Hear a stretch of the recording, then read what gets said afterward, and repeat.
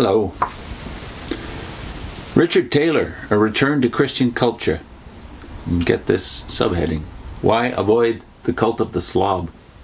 The back cover says this: It is time we saw the appalling barbarism which engulfs us. Many years ago, Max Rafferty struck at a raw nerve of the American problem by denouncing the cult of the slob. Slobism, unfortunately, is widely accepted in Christian circles. To counter this trend, Taylor pleads for the development of a cultured Christian lifestyle.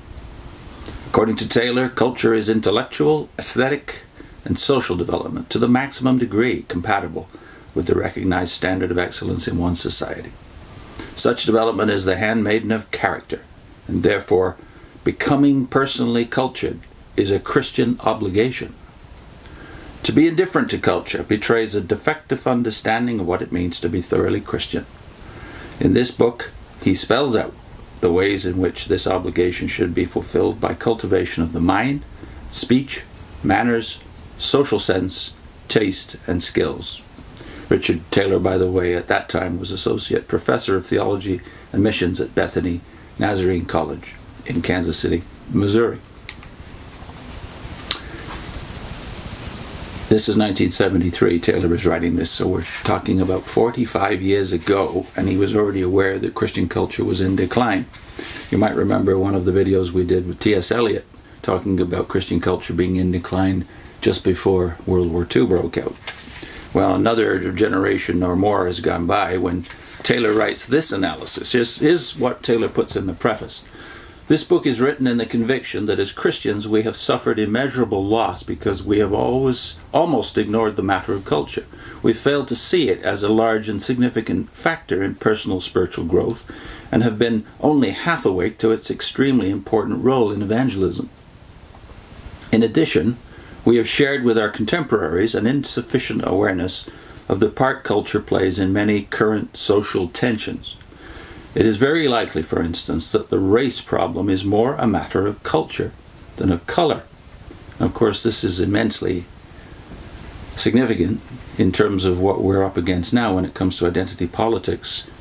He would make the case that, let me repeat that, the race problem is more a matter of culture than of color. And of course, he's writing this at the time of the civil rights movement in the United States. He goes on, the generation gap also is not so much chronological as cultural. And most certainly, culture is a huge factor in the persistence of poverty. As far as the church is concerned, the problem of difficult congregations could, in many cases, be more a matter of culture than of carnality.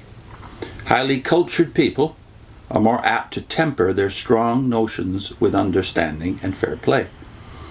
They are more appreciative and less crotchety. Other things being equal, the lower the culture, the greater the pettiness and obstinacy.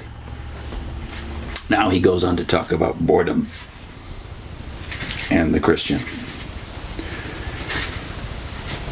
Taylor says, you will never find a truly cultured person bored because he has nothing to do.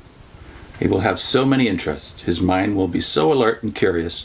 He will have so many exciting projects up his sleeve that when cast on his own resources with time on his hands, he will not be at a loss for some creative and useful activity. He can adapt himself either to people or to solitude. No one needs to entertain him. This is why habitual TV gawking is not only a low level of cultural activity, but often the sign of a poverty-stricken mind. It takes no initiative, no creativity, no imagination, no effort to watch a TV program. One despairs to think what Taylor would think of the media that have been subsequent to TV gawking, as he puts it. The willingness to spend hours upon hour this way simply advertises a basic cultural emptiness. The bottom of the idea barrel has been scraped.